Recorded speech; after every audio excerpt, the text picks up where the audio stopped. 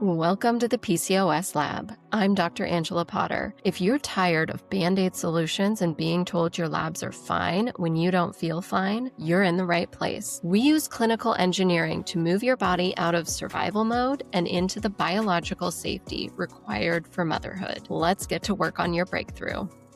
If you are listening to this right now and you are carrying the heavy, invisible weight of pregnancy loss, miscarriage, or infertility, I want you to take a deep, quiet breath with me. Far too often in the medical community, these losses, they're brushed under the rug.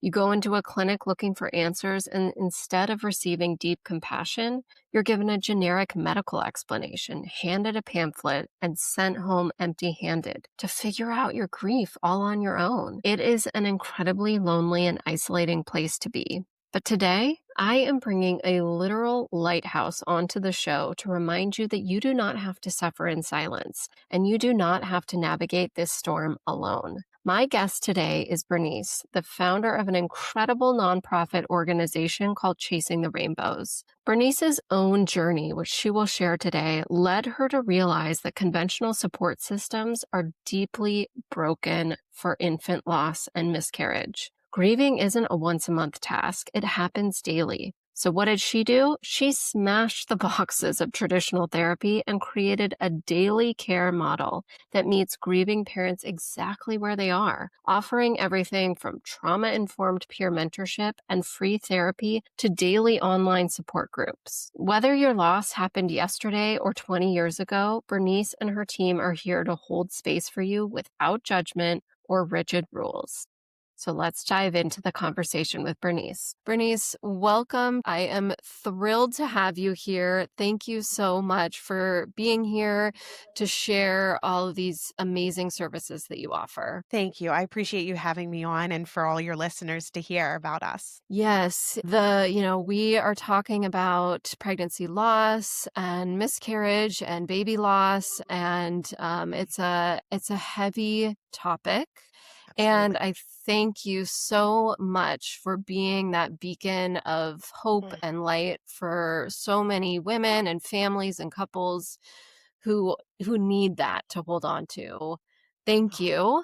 Can you share with us, what led you on this path to create this amazing organization? Yes, absolutely. So my husband and I met later in life. I was in my early 30s, and I didn't know, if we wanted to have more children or what that looked like. And I've, in my mid to late 20s, really dealt with a lot of surgeries and things like that with PCOS, and then come to find out having endometriosis that led to a secondary infertility journey. And so our journey to baby wasn't easy. It took us a couple years to even get pregnant.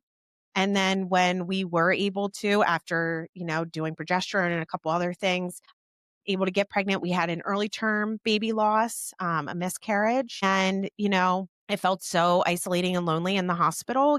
We went in and they basically said, we think you had a miscarriage. We think, it could have been implanting of the placenta. You'll have your results later today. Just go home unless you have more bleeding. You have another baby in there and best of luck, and just follow up with your doctor. And as finding out later on that it was a baby loss, it was just like, wow, you just like brushed that under the rug like nothing. And my husband, who's a twin, we were hoping for twins and, all of those things. And any baby loss is hard at any stage in age. And so, we went on to have a healthy pregnancy until we didn't. And at 27 weeks, I went into my doctor and said, just trigger warning, going to talk about blood a little bit. I had a quarter size of old blood that came out, and I go in for my routine appointment and said, something doesn't feel right. They sent me over for an emergency ultrasound. Everything checked out. Everything looked great. They said, that can happen. Everybody has old blood behind their placenta. Well, here a week later, we were supposed to cancel our next ultrasound that we were having with our doctor. Well, I kept it because selfishly, I wanted those pictures that you don't get with emergency ultrasounds. And so I went in and there was no fluid anywhere. Her heart rate was irregular. And they said, you need to be on bed rest in the hospital. And I was 28 weeks exactly in 2 days. So they said, we want to keep you for at least 36 if we can, and then deliver her. Well, after 2 days, I made it to 28 weeks exactly. And we delivered her through an emergency C-section because her heart rate was tanking. They didn't know what was causing the lack of fluid. And so we delivered her healthy and she was thriving in the NICU. I was with her every day doing these long holds, the 10-hour holds with her. I was pumping. She was only getting my breast milk. And then, we were getting ready to take her home. We were looking at, mid-March discharge date. And right before, a couple days before that, we got a call on March 16th saying that she threw up my breast milk. Her belly got hard. She's looking a little grayish, to come in immediately. So we get into the NICU, and within 6 hours, she died in my arms. And we didn't get any answers that day. I wasn't through an autopsy that we did. So, leaving the hospital that day empty armed, and having to say goodbye to her, knowing that that was the last time I was going to see her, be able to hold her. And then I was also medically cleared a couple days before that to return to work. And so I had 3 days to grieve and had to return. And I was an insurance broker at the time. And, medical malpractice was one of my specialties. So it was like, just having to get thrown back into hospitals and things like that was really difficult. So I called around to a bunch of resources that I was given in the hospital.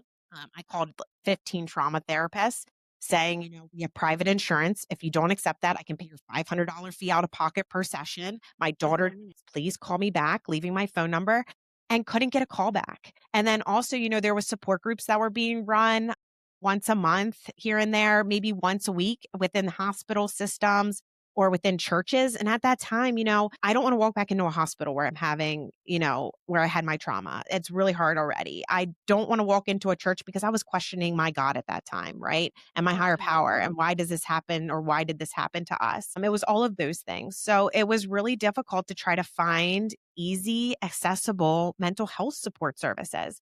So I did return as an insurance broker, continued to work, but then we went through a pregnancy after loss. We made our way to Hopkins, which was phenomenal care. They did a great job with us, as in, they understood pregnancy after loss.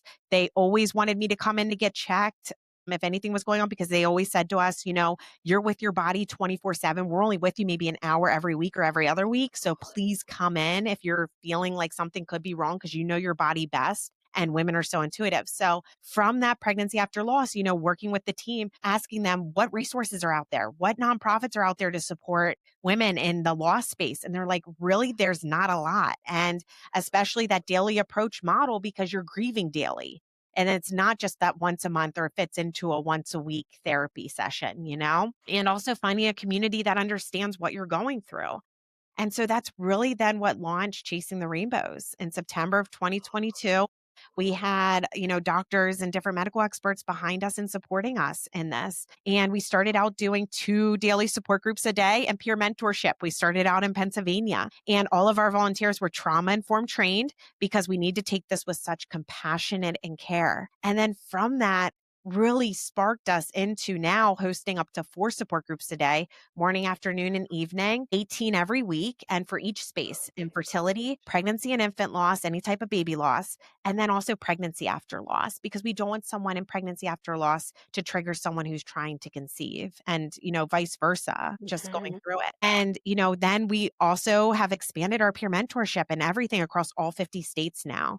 And we also offer free trauma therapy, which is huge. You get in for sessions, so you can do talk therapy. We have our podcast, Cried Out Loud, which we did have Angela just on. So you'll hear that in upcoming episodes on there. So if someone doesn't want to get in and talk to a therapist, or talk in support group, or to a mentor, they can just listen. But then we have also our online survivor communities through Facebook that are private. And so you can get in there and you can just narrate. You can just word dump, trauma dump what's going on with you, and then feel the support of not having to say it out loud, but to write it in words. We also do yoga, breathwork, meditation, and nervous system regulation videos. And that's huge after traumatic loss, because, you're in flight or fight. So doing nervous system regulation, but then also movement is a huge part of grieving. So if you're medically cleared, to get your body to move gently and things like that too, just to process and move through grief. So that's a different way of doing it. We partner with Aaliyah in Action for self-care packages. Self-care is so important. After these losses in the hospitals, you're normally donated books or teddy bears, gowns, things like that. But that's great. And we received all of those things, and that's what we honor today. But then outside of that, when you get home, what do you have to really start to work through and go back to the basics? So giving them self-care items to promote that when they get home. And then we also just developed our own guided journal coloring books with positive affirmations that are not, because we're a non religious based organization. We always lead people to their spiritual leaders for guidance for that, because we don't want to alienate anyone, or if anyone is questioning their God or their Allah, or, whatever spiritual being they believe in. So, Mhm. we created our own for that reason. And then we also are getting ready to launch our CE accredited perinatal bereavement trauma informed training for hospitals and medical practices, alongside, medical advisor from the director of all maternal fetal medicine at Hopkins, alongside of others. And then also our trauma therapists and the thousands of lost parents that we've serviced.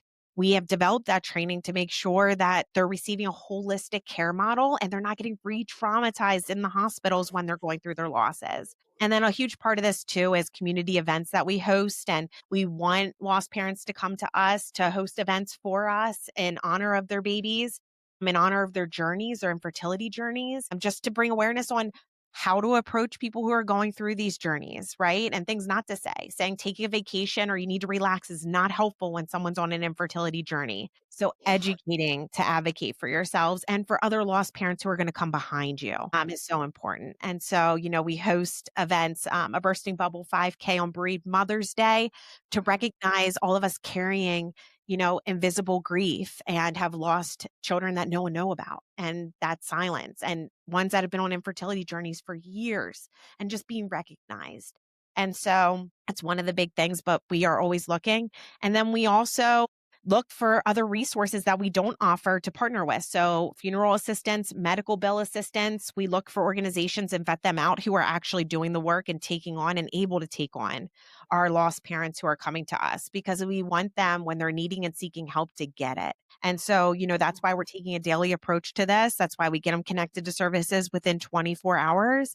And we handle it with such care and gentleness like it needs to be. Wow. Bernice, like as you've been talking, what's come up for me is lighthouse. Like you Mm. are this lighthouse to so many women and couples. It's incredible. Thanks, Angela. Thank you. Yes. Oh, thank you. A couple questions. So one, because there's so many ways to get support through you and the Chasing the Rainbows Yes. organization. One, are there specific places for partners to get Absolutely. support? Yes. So we refer our lost dads to the Sad Dads Club. So they are a similar organization to ours, where they do daily support groups. They also have therapy for the men, and, or the fathers, whatever you want to recognize yourself as. And so a whole community there that understand and get it. And they're doing retreats for dads, and similar services to ours they're doing for the dads. We want to honor that space. We do take on couples for therapy and things, but we want to make sure that each of the parents is being seen and heard. Yeah. Okay. That's Yeah. great. Yes. And you mentioned the bubble run that's on Bereaved Mother's Day. Is that right? Yes, and we host a couple locations now. People also host those on, important anniversaries for themselves, or their, birth dates for their children, whatever is significant for them. But Hmm. we have majority of the runs on Bereaved Mother's Day, which is May 3rd this year. It's always the Sunday before Mother's Day. And the reason why it's called the bursting bubble, just like our name, bubbles are all different shapes and sizes. You never know when they're going to burst, just like grief, but they also look like rainbows in the sun, feeling that connections to our loved ones lost, our babies lost. But, we have bubble machines flowing. We try to make it a fun event to bring the public in, because, no one wants to hear about baby loss or infertility or trying to get pregnant. So we want to make it as fun as possible, but then hold space and honor all the lost mamas in the community. And as we have them captured, discuss, how to truly support someone with this. And that's one of our biggest events that we usually host, is our staple bursting bubbles throughout the year. That's great. Okay, so May 3rd, I just wanted people to be able to know that day. And Yes. that is also for, and you offer other services like this to help other people understand how to Yes. help the person who's grieving, the mother. Yes, Is that right? absolutely. Yes, Yeah. how to support them, things not to say, but that are very well intended, when someone's Yeah. sharing about their loss, not, closing them down, like saying, did you consider surrogacy or adoption? And it's like, someone who's on an infertility journey has thought through all of those things and talked through them with their partner, or saying, take a vacation. I heard this person got pregnant after they just went on and Yeah. instead, sitting with someone, being compassionate, listening to them, and how to do that in a way that is sincere and, doesn't get them to not feel seen and heard, because that's the thing that really affects people the most and isolates, us lost parents, is we don't feel like we can talk about it, because without someone saying something that is so well intended but hurts and just pierces through you. Yeah. Well, so thank you. Because for those of us who are with people who are grieving, of course, the intention is that we want to help. And Absolutely. so knowing Absolutely. how is just such a gift.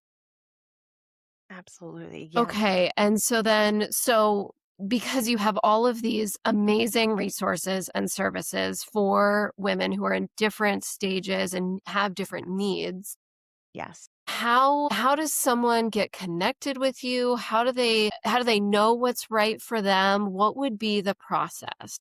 Yes. So we have them reach out on our website. That's the easiest. Hospital Okay. partners, medical partners might send us some things, survivors who are looking for us, which is great if that's something, that's able to happen. But yes, most of the time though, they go onto our website, they fill out the contact form. It's just your name, your email, and I had a loss. And then from there, we send them our intake form, which is less than 10. It's 10 questions. It takes 3 minutes to fill out. We just need some basic information, especially if we're sending you a care package or, you want therapy or something like that. We need to know where you live, those kind of things. But yeah, and then we get them connected within 24 hours.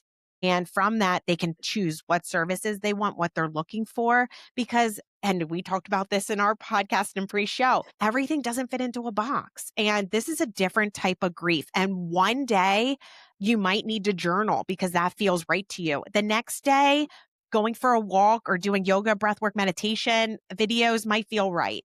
And you never know day to day what you're going to need or how you're going to feel. And so just having access to all of these to be able to feel that day out and what you need, and being able to jump into a support group if you need it at, any of those times during the day, and just having it convenient just to get it out there is so important. And finding what works for you and what is best for you is really where it's at. We're here for you to try all of them, none of them. We're here for, years down the road when you're finally ready for support. And we've had, women who finally come to us 20, 30 years and they finally feel like they have a place to put their loss, which is huge. And to be able to talk about it without being shamed or, to feel that level of guilt or anything. Great. So then just to be super clear, it doesn't matter the amount of time. Like No. there's no boxes Yes. There's to no getting this support. boxes. Yes. No, we are smashing the boxes. Yes, we're smashing those. And something that was really hard too, organizations when we were going through our loss, which was great at the time too, but they wanted us to sign up for a 6-week support group once a week. And it's like, well, how am Mhm. I going to be feeling that week? And you were mandated, or you had to pay money and, or, things like that. And it's like, well, what if I'm Yeah. not feeling griefy that day? Or like I'm feeling good and I don't want to, or like I'm already overwhelmed with having to return to work in society. And to fit one more thing into that day that already drained me is just rough. Right. And so taking down all those barriers, like you can register for support group up until support group happens, and support groups you can register right on our website till that they start, or even after they start. I'm pretty sure you can, especially for running them. And so, too, like just taking down those barriers that you can just go to a support group, and if you register and don't show up, that's okay. Like we hold the space for you regardless, and we're here for you. And that's what it's about. It's not about what we're telling you you need and seek. It's about what you need and seek to, to be able to go back to society, to go back to work, just to feel, like you are connected and seen and heard with your silent losses that are happening. So Bernice, share, I'm going to put all your links and the URL in the show notes for somebody who's just listening. Please share the URL that they would go to Yes, start on this getting help, getting support. absolutely. Yes, go to chasingtherainbows.org and you'll see our contact us link up in our header. please click that, fill out our contact form, and we will be in touch with you within 24 hours and get you connected to services. Great. I'm going to try to overlay maybe a photo of that here so then people watching on YouTube can just know exactly where to go. That's great. Bernice, thank you so much for the work that you do in this world. Thank you, Angela. And thank you for having me on to build the awareness around it so those suffering can find us and they don't have to suffer in silence. We're here for them. Thank you so much. I just want to be sharing what you're doing because there's so many. I mean, you've helped an incredible amount of people, and there's so many more out there who just need to hear about you to get the support and the services and the way that you're supporting people and meeting them exactly where they're at and not requiring anything else but that. That's incredible. Yes. Thank you, Angela. That means the world. Thank you so much for being here and for sharing this and spreading the word. Thank you. This means the world to us to be on and to get it out there. So we appreciate it. If you are listening to this and your heart is feeling a little heavy right now, please remember Bernice's words. You do not have to carry this grief in silence. There are no boxes to fit into here, and there is no timeline on your healing. Whether your loss was recent or decades ago, your feelings are completely valid. I have placed all the links for Chasing the Rainbows directly in the show notes for you. If you need a safe place to land today, please head straight to chasingtherainbows.org and click the contact button. They will be there to meet you with open arms. Thank you so much for tuning in to the show today. Be incredibly gentle with yourself today, and I will see you right back here in the lab next.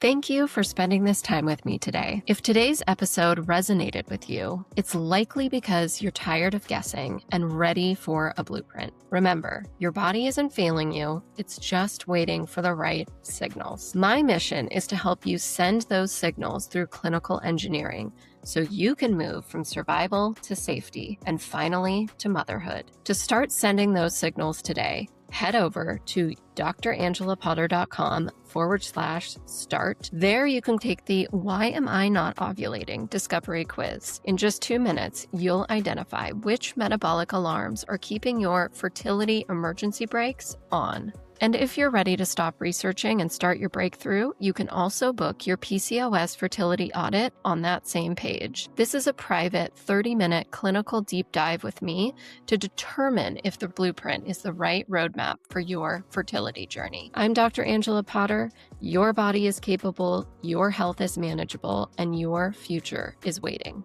I'll see you in the next episode.